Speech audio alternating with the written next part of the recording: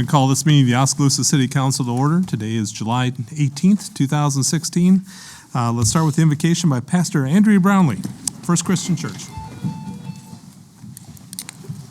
You make an entrance. I try. Will you pray with me? Creator God, we give you thanks for another beautiful day, for this beautiful place we live and all the blessings it provides. We lift our hearts in gratitude this day. We pray that a spirit of compassion and generosity, of wisdom and cooperation, a spirit of creativity and hope will fill each heart here this evening.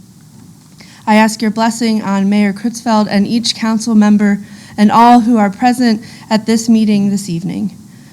I lift up the residents of Oskaloosa, and I pray that the conversations, discussions, and decisions made here in this place will help strengthen this great community.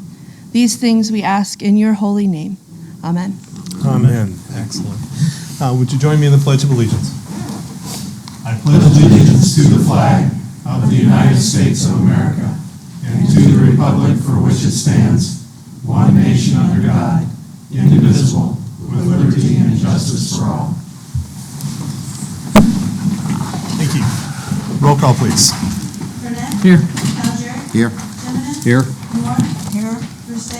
Here. Walling? Here. Yates? Thank you. Next item on the agenda is the opportunity for community comments. This item is reserved to receive comments from the community for concerns whether or not they're on the current agenda. The community is encouraged to come and speak before the mayor and city council. We do ask that you keep statements brief, brief being 3 minutes. Any questions that are to be asked of the city staff or the council members or the mayor, we ask that those be asked prior to speaking to the full council, so we can get those concerns properly addressed and researched, maybe even answered away from the meeting. Comments are to be directed to the mayor and council only. Is there anyone who would like to speak at this time? Yeah, I guess I will. Okay. Name? John Carter, and I'm with Remax Pride Real Estate. I think one of our office assistants had put in for a street closure on Saturday. So I was here if you had any questions. That's the only thing I was here for. Okay. Duly noted. I don't anticipate any questions, but Okay. we know you're here. Okay. Okay. Anyone else? Okay, moving on. Item 5 is the consent agenda. These are items that are pretty routine in nature. I did want to draw the council's attention to item G. This is the resolution scheduling a public hearing for August 15th for levying a special assessment against private property at 610 North C Street, emergency abatement that was done, and directing notice to the owners of the property that we would be assessing them for the cost. And then also item I, this is the resolution approving a professional services agreement with Triangle 2 Solutions LLC. This is a firm that would do the market analysis, surveying the community for the recreation, early childhood learning, and daycare facility. Do we have a motion for approval? Move. Okay. Any discussion? Roll call, please. Brewster? Yes. Walling? Yes. Burnett? Yes. Alger? Yes. Jimenez? Yes. Moore? Yes. Okay, that passes. Moving into the regular agenda, item A. First up is a report and presentation by the Iowa Department of Transportation, District 5. My understanding is Jim Armstrong will be here to present at the meeting a report on the DOT projects in the area. I would remind the council that he's here to talk about the projects and to confine the comments and questions to the things that he's informing us about. As I don't know that he's ready for anything out of right field. John, you can stay, but you were in the consent agenda. What? Your topic was in the consent agenda we just passed. Okay. So, but you're welcome to stay. I just want to make sure you understood Have that. any questions about what we needed? All right, Okay, thank you. thank you. Well, Mr. Mayor and Council, thank you for the invitation here from the Iowa Department of Transportation. I'm actually going to have my staff, Jason Huddle, our district planner, present to you. So if you got any questions after we present or during, we'll both try to answer those. So Jason, why don't you take it away?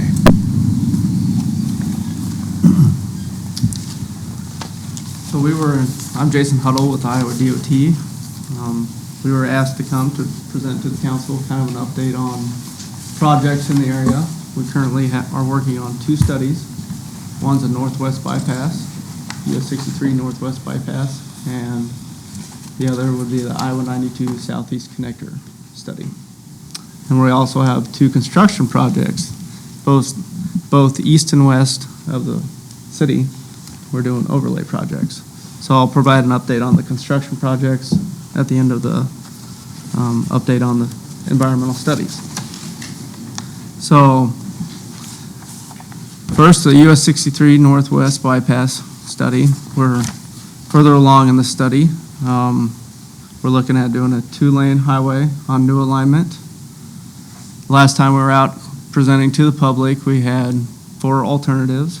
We have dropped 2 of those that would require a new bridge across the Skunk River.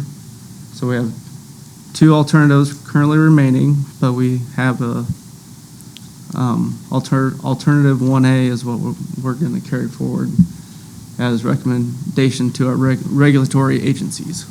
And I'll show the alignments here in a minute. We're looking at a new interchange at Highway 163 and then a net regular intersection at US 63. So the 2 alternatives that I was just mentioning, first alternative 1A,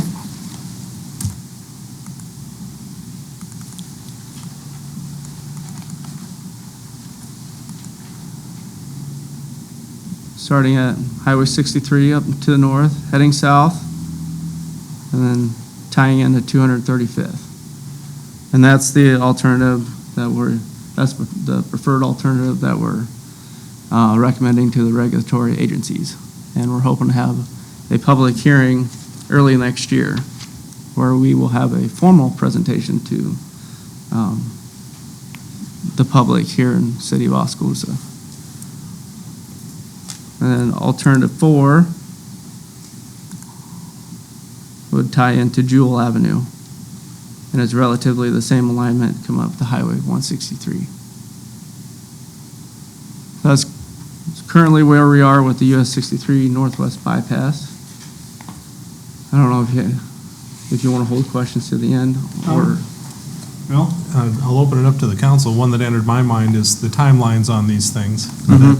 If we have a preferred plan, then once that recommendation gets made, how fast do things go from there?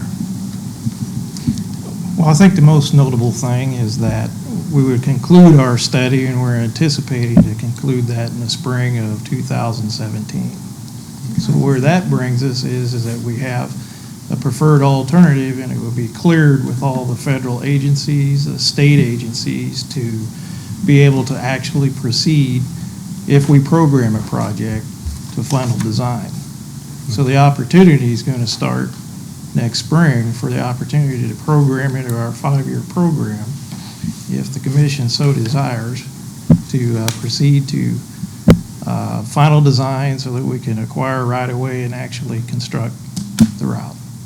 Okay. So, and actually, that we're doing pretty well. It seems like yesterday we started this study, but really it's been, I think, June of 2013. So we're doing fairly well because I'm still in a process with studies where I started 5 years ago over in Des Moines and Louisa counties with US 61. So the community should be proud of the progress that actually DOT has been able to make on this project. Very good. Thank you. Okay. Any other questions so far? Okay.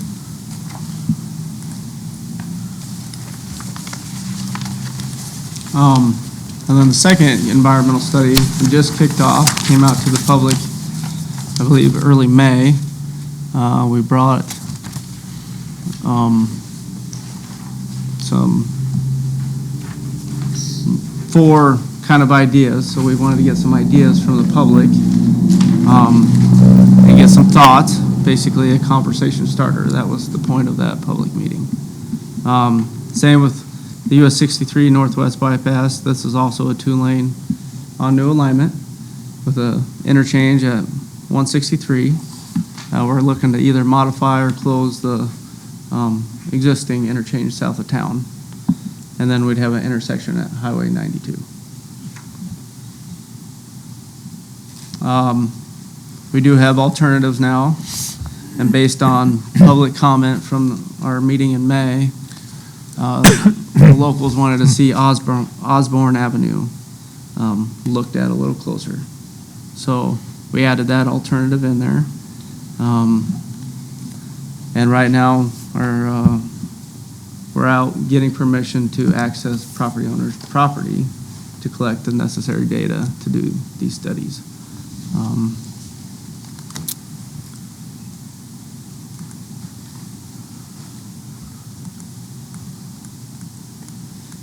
Alternative one would be a new interchange just north of the existing interchange. We would close this interchange because of the proximity. It'd be too close to the new. Come along just north of the gravel road, angle, and then back up to Highway 92. And then alternative 2 is fairly similar to alternative 1. So there's alternative 2 and there's alternative 1. So the major changes are just where it ties in just to the west of the new interchange and up near Highway 92. The intersections with county roads, gravel roads, have not been looked at this point. These are just alternatives, basically a line on a piece of paper. And then alternative 3 would be new interchange just south of the existing, a little longer route, tying back into Highway 92. And alternative 4 would be modify the existing interchange and then angle back up towards Highway 92. And then alternative 5 is the new one that, based on public comment, we're looking at coming up Osborne and then new interchange. All these might tweak a little bit throughout the process. As you can see on the Northwest Bypass, we had an alternative 1, and now we have a 1A based on when we get through the process and find things and need to modify. So it's a work in progress. The schedule for the Southeast Connector.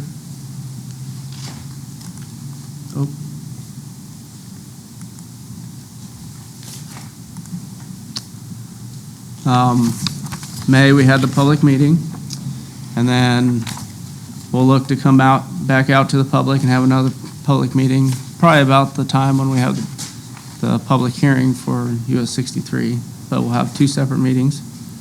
And then as late 2017, we will look to have a public hearing where we formally present the preferred alternative to the locals on the preferred alternative for the Southeast Connector. So right now, again, we're just actively trying to get access to properties to collect the data at this point. And then once we can collect the data, we'll move throughout the process. Any questions on this one from the council? I was curious if you could go back to the map, alternative 1 and alternative 2, that there wasn't a lot of difference between the two. That curve coming off of 92 to the east, is there a reason for that? Is it because we want to get into a straight line going north and south at some point, or is there an advantage? I guess I just don't know enough about road construction, and I think I got an opportunity to learn something. Between the two, one is diagonal, one is more try to get it more along property lines, maybe.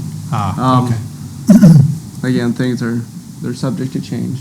Yep. Based on, as we get through the process, but, Most notable is the design criteria that you have to use for your curves and what you're trying to miss and what you're trying to avoid. Okay. And we try to get a couple options in there so that we have more flexibility as we go on and we study the environment, we study the impacts, and those kind of things. We're able to decide, mixing in that design criteria, which is the best alignment.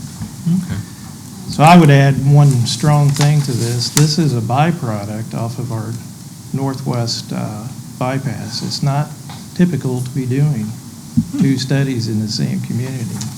So I think the strong relationship between the city of Oskaloosa, Mahaska County, and the US 63 Coalition has gotten us here, and that's a good thing. I think we continue that. Our opportunities to actually construct roadways are going to be very real. So keep in mind, we've kind of shown a 3-year schedule here, but if you go back to where we're at with our northwest bypass, things can change. If we add to the study or if we find things, then, and you could probably ask Beth here, that 6 months can be added pretty quickly. A year could be added pretty quickly. But so far, so good. I think we're staying on our timelines and expect a good result. So, Agreed. Very good. Will you have to choose between the two projects? I mean, I know money's, you don't never know about the money, but, I mean, it looks like they're a year apart. well, I'd say they're 3 years apart. Okay. Yeah. So we're going to complete our northwest bypass study here next So you're pretty spring. confident that will be first? So the first opportunity would be in the next 5-year program. That's kind of sudden, kind of soon, but that could be a real opportunity. Yeah, So- okay, thank you.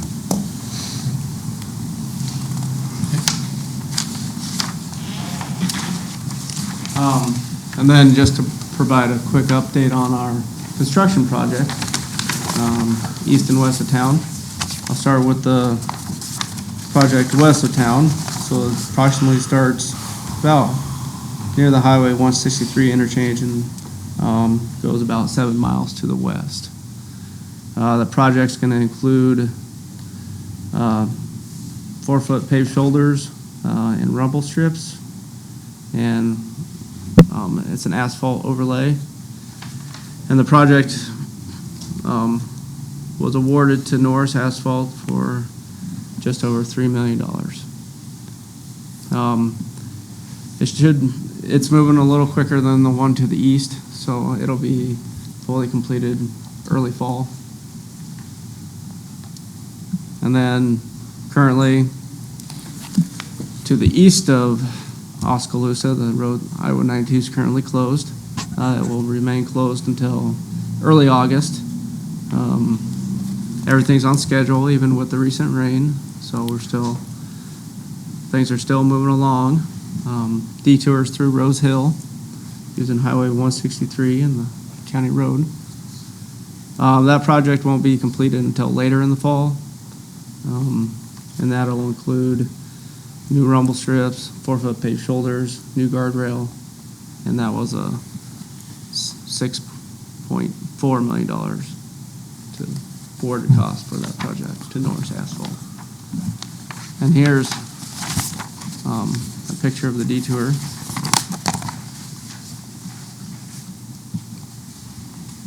I don't know if you have any questions on those two projects. Yeah, I'm glad you're doing them. Yeah. Really rough road, especially the west side. But getting them both done before winter, that's a nice touch too. So congratulations on that. We don't always get our street projects done before winter hits, and so we've got a lot of respect for that. Certainly do appreciate it. Thank you very much.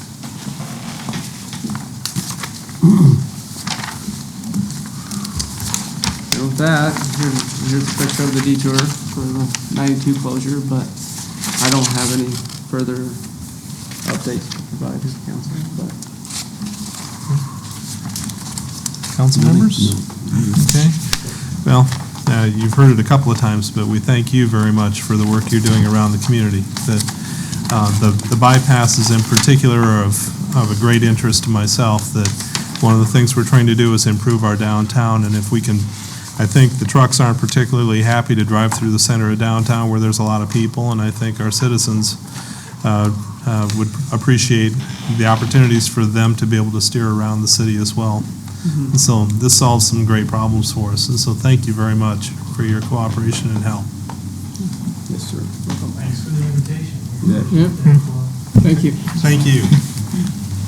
Okay, moving on. Item B is to consider a resolution approving an amendment to the professional services agreement with Garden and Associates. This is for work associated with the sanitary sewer system inflow and infiltration, evaluation and implementation plan. You may remember that the Iowa DNR issued a notice of violation to the city of Oskaloosa dated September 29 of 2014 for bypassing the sanitary sewer system caused by excessive inflow and infiltration, also known as I&I. So from now on, we'll use that acronym and expect you to know what it means. Inflow and infiltration is terms that are used to describe groundwater and stormwater that enters a dedicated sanitary sewer collection system. And on October 20 of 2014, the City Council approved an agreement with Garden and Associates in the amount of $107,700 for providing a sanitary sewer system inflow and infiltration evaluation and implementation plan. This is the amendment from Garden and Associates for additional work required to complete the I&I study. The original estimate was based on inspecting 900 manholes, whereas there are actually a total of 1,200 manholes. This results in additional time and manhole inspection and smoke testing activities. Proposed amendment to the original agreement increases the total cost of design services from $107,700 to $124,200. Staff is recommending approval. Do we have a motion supporting that? So moved. Second. Okay, any discussion? Roll call, please. Walling, Yes. Burnett, Were we gonna have the gentleman here from Garden Associates say something? You still. You still can, I suppose, after the vote. Okay, all right, okay, yes. Caligari, Yes. Jimenez, Yes. Moore, Yes. Persig, Yes. Okay, that passes. Jack? I think our last hearing in September, and then we had completed the manhole inspections of the system, or close to completing the manhole inspections. Shortly after that, we commenced with the smoke testing of the sanitary sewer system. That was completed in late October of 2015. The results of that study, we identified 65 intakes that had smoke coming out of them, which indicates some kind of connection to the sanitary sewer. We had 40 main leaks that showed up over top of the existing sanitary sewer, 80 service lines that were leaking, 8 buildings with direct downspouts connected to the sewer, which it's that inflow and infiltration adds up quite quickly on those kind of connections. We had 11 homes where we identified possible footing drain connections, and then 50 residences where they have cleanouts on their sanitary sewer system line that were either broken or misplaced and not there, allowing inflow to get into the sanitary sewer. Currently, we're at the point where the next step in this process, based on those items identified during the smoke testing, is to do flood and dye testing in conjunction with the sanitary sewer department, which means we place a dye into the storm sewer and then televise the sanitary sewer concurrently with that. We have 6 primary areas where we want to concentrate those efforts, and as soon as that's done, we would look towards completing the report, which I'm going to say at this point, we're probably 75% done with our cost estimates, and would complete that prior to the end of the year. I included in your packet, I believe 34 projects we've identified to date with construction costs of close to $4 million. $2.5 million of that we've identified as a priority 1, which is the worst of the worst, I guess. And then once we have the rest of this flood and dye testing done, those numbers will increase a little bit as we identify those projects in the future. Mayor, Council, I might add, the current sewer rate plan that's been adopted additional $4 million of anticipated projects.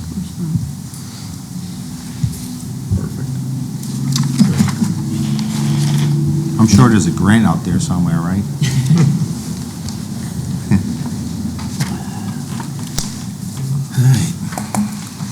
Any further questions for Mr. Pope?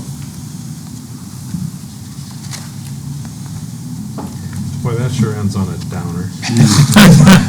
Should have done the cost first, huh? Yeah.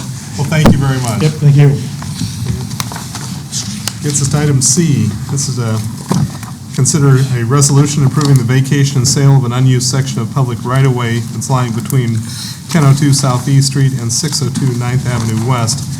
This will be a public hearing. And what we're talking about, Steve Hoeksema, as conservator for Alyssa Williams, whose conservatorship owns the property that's located at 1002 Southeast Street, has requested that the unused public right-of-way adjacent to this property be vacated.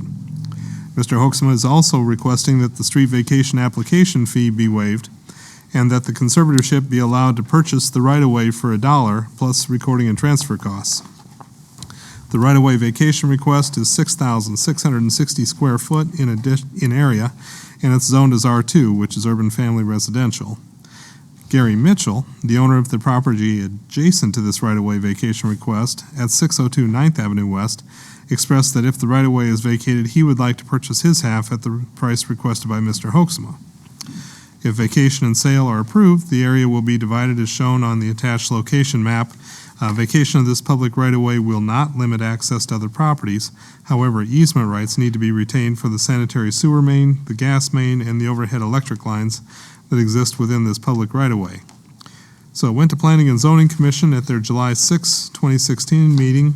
They voted 5 yes to 0 no, recommending approval of the vacation and sale of the above-mentioned unused section of public right-of-way as presented. So now is the time for interested persons to express their opinions concerning the vacation and sale of the unused section of public right-of-way that lies between 1002 Southeast Street and 602 9th Avenue West. I'll open the public hearing at this time if anyone would care to speak.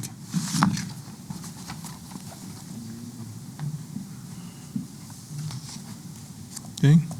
Seeing none, I'll close the public hearing. Do we have a motion supporting the resolution for vacation and sale of the unused section of public right-of-way? Moved. Second. Okay. Any discussion? Why is that right away there? Okay. I would assume, Tom, without knowing, I would assume it's simply because of the old railroad right-of-way when the streets are platted there. And from looking at it, when I've been by there, it does not look to me like the street's ever actually been laid out Yeah. there. But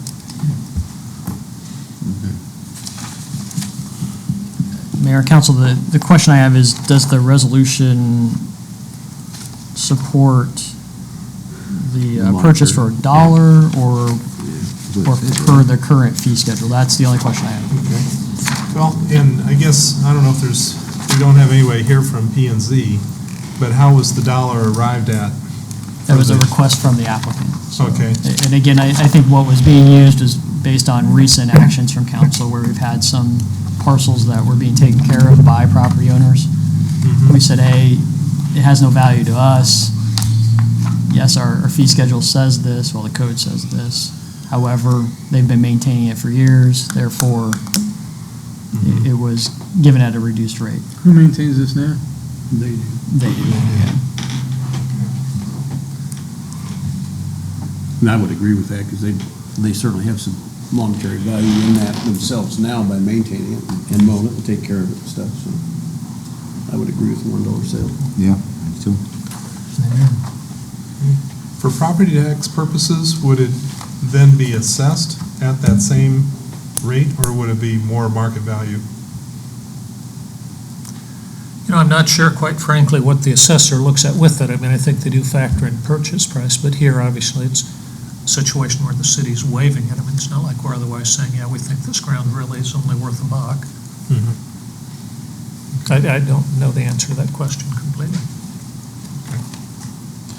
Well, I don't have the problem with the $1, I don't think, because it's not doing anything, but I guess I was surprised at that answer. I thought the taxes would be for the square foot of land. I would assume that would be, and now, once again, generally, we'll look to a purchase price paid, but here, once again, I don't think that's really indicative of value. Well, once this goes through, that their properties would be added to the current property, so it makes. Yes. So there's your, then that will get assessed, it's one. It'll go up. So, We just did this not too long ago, but does anybody remember? Was it for $1 or $2? Mm-hmm. Yeah, thumbs up. It was in your ward, wasn't it, Aaron? I think it was, and I think it was $1. However, in those instances, I think they paid the recording fees and the application fee, if I remember For correctly. that one? For those, the ones that were Which is recent. how this is written up This is too. written that way too. They paid that. I don't think they paid the application fee on that case. On 6th, Just okay, the recording. there we go. Totally confusing. Okay. So we've got a motion and a second for $1. I thought I heard voices saying that they could support the $1, so I'm not seeing interest of changing that figure. Roll call, please. Burnett, Yes. Caligiuri, yes. Jimenez, Yes. Moore, Versteg, Walling, Yes. Okay, that passes. Item B, this is to consider a resolution levying a special assessment against private property for cleanup of a property that was located at 805 South B Street, still is, by the city of Oskaloosa, in accordance with section 8.08.080, City Code of Oskaloosa. And it's a public hearing that we're going to do here first. It's the time for the public hearing on levying the special assessment, property owned by Rilla Bartlow, 805 South B Street, for city cleanup of the property. Certified notice of the hearing was sent to the property owner. Notice of the hearing was published in the Oskaloosa Herald prior to the public hearing date. And so I'll open the public hearing at this time. I believe the amount that we're searching or trying to get to is $291. Is there anyone who cares to speak to this? Okay, seeing none, I'll close the public hearing. Do we have a motion of support for doing the special assessment? Second. Okay, any discussion? We've had a set of pictures that was passed out by our fire chief prior to the meeting that give us the black and whites that gives a much more extensive view of the cleanup that was done. So they got a bargain. Yeah, 291 seems cheap for the work to be done.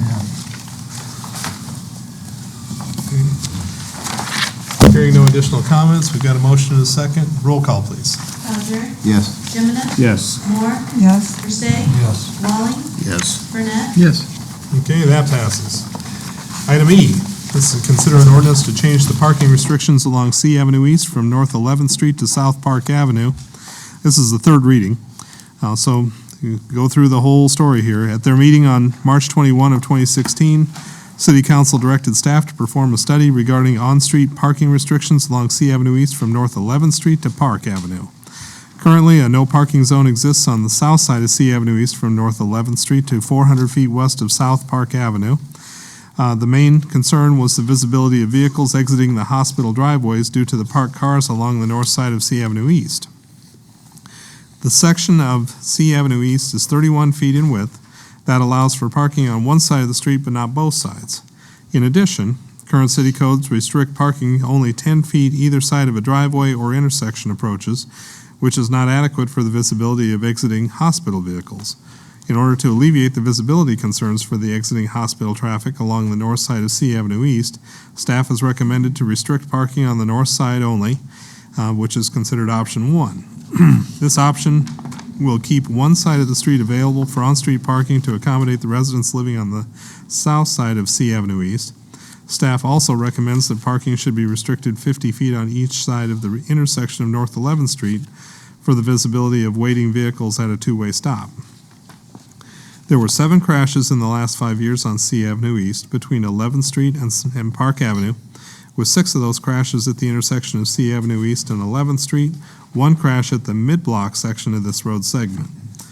The crash at the mid-block segment was a sideswipe type of crash due to an improper turn by one of the motorists. Sight visibility was not a contributing factor.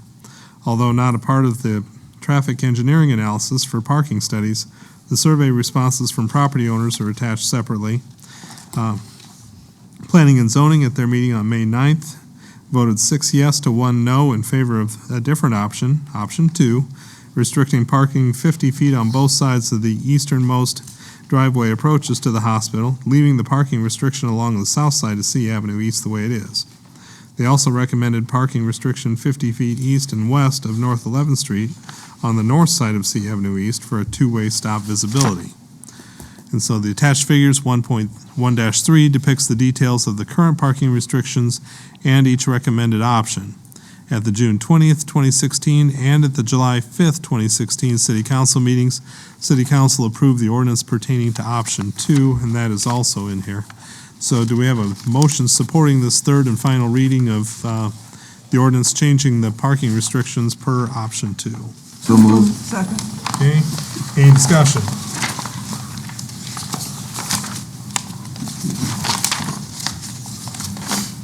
Roll call, please. Jimenez? Yes. Moore? Yes. Versteg? Yes. Walling? Yes. Burnett? Yes. Calgery? Yes. Okay, that passes. Takes us to item F. Considering a resolution amending the Oskaloosa Municipal Code, Chapter 12.08. This adds special section 12.08.110, relating to the requirements for temporary closure of streets for special events. This is a second reading. Presently, temporary closure of streets for special events requires City Council approval. Staff is requesting an amendment to the Oskaloosa Municipal Code granting authority to the city manager or his or her designee to close public streets for short temporary periods not exceeding 24 hours for special events without the necessity of obtaining formal City Council approval. Staff is recommending approval of the second reading. Do we have support for that? Second. Okay, any discussion?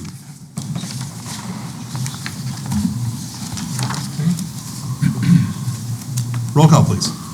Moore? Yes. Versteg? Yes. Walling? Yes. Burnett? Yes. Calgery? Yes. Jimenez? Yes. Okay, that passes. It gets us to the end of the regular agenda. Opportunity for reports from city staff, city manager, or anything. Mayor and Council, I'll just make a note that the elevator is still out of service here at City Hall, and so August, we are planning on having the meetings at the library in the third floor unless a repair is made beforehand. So I just wanted to let you know that. Probably August. begs the question, what kind of a timeline are we on for elevator repairs? It's a matter of getting on their schedule. It's a 40-hour repair is how they've estimated it, so at least a week. 40 hours. So do we know what's broke? A hydraulic failure. Oh, Quite extensive. It was estimated at roughly $37,000 of repair work. okay. City clerk, anything? No, sir, thank you. City attorney, anything? I'm not gonna say. Do you bring any good news anymore? Sure, you can always talk about the events downtown, facade grant, you name it. We have a bunch of things going on. I would have nothing, thank you. Okay. City council members, Mr. Burnett, anything? Yeah, speaking of the good news, that's what I want to use my time for real quick. We have it's amazing what is going on in Oskaloosa right now. Thursday night, of course, we have the band, and I was there Thursday night. It was nice to hear.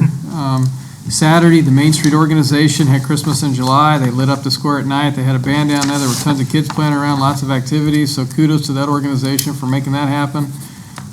Also Saturday, something of significance is like the alley opened up. So the group called the Alley Cats, the ladies that did that, congrats to them for taking their time and efforts to do that.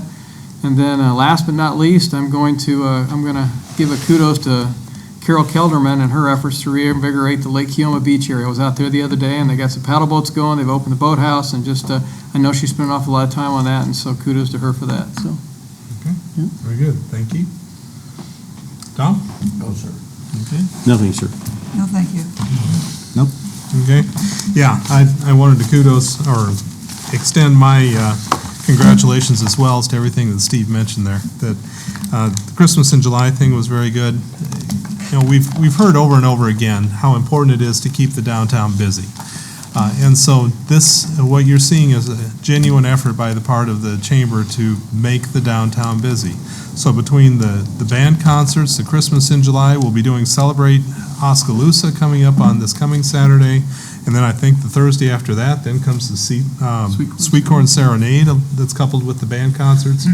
And so the this is when things are starting to get kind of exciting. And so I want to thank all the people who are in leadership making these events happen, and also the folks that are showing up to encourage them. So the more family events, the more people that come up, this thing develops momentum on its own. And so from my perspective as mayor, it's a tremendous help to see the community become this vibrant, and we sure want to encourage keeping that going.